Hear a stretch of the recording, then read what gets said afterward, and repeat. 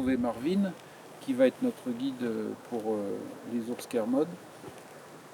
Évidemment, compte tenu des météos qu'il y a eu les derniers jours, les rivières sont très hautes et les chances de pouvoir l'observer sont un petit peu diminuées.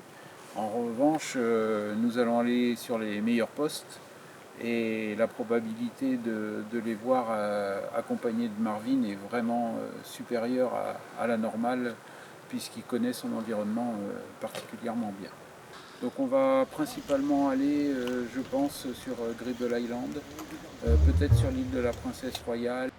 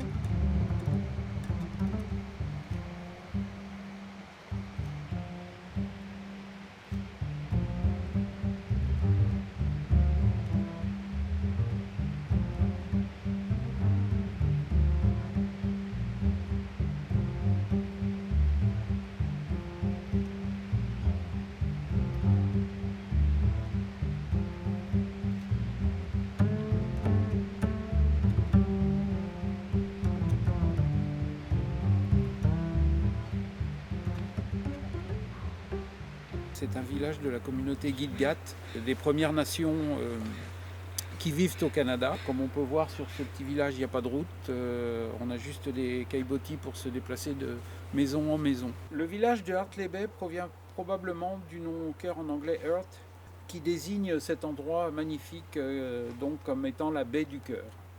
L'ours esprit, l'ours Kermode, qui a été découvert aux alentours des années 1900-1905 par un biologiste, mais qui est resté très très peu connu jusque vers les années 1980.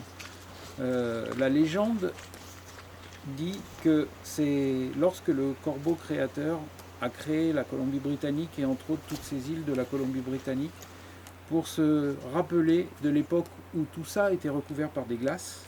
Le corbeau créateur a décidé qu'en souvenir des glaces, il créerait parmi les ours noirs un dixième d'ours noir qui serait blanc. La réalité fait que cet ours donc et cette couleur particulière de l'ours qu'on trouve uniquement dans cette région de la Colombie-Britannique est due à deux allèles qui sont apportés par le père et par la mère, qui doivent être récessifs tous les deux, qui donneront naissance à un individu blanc. Donc, la population estimée d'ours noirs porteurs du gène est à peu près de 200 individus, même si on ne le sait pas exactement. Et la population maximum supposée d'ours esprit est d'environ 20 individus. Donc à chaque fois qu'on vient ici et qu'on observe cet ours, c'est vraiment un privilège et il faut vraiment se rendre compte que c'est quelque chose d'extrêmement rare qu'on a pu voir. À cette époque de l'année, le saumon pink fraye dans les rivières et donc apporte une masse de nourriture indispensable aux ours. Donc les ours viennent se nourrir sur les rivières et c'est le seul endroit où on peut avoir une chance d'observer l'ours esprit, car les forêts étant tellement denses qu'on ne peut pas les pénétrer.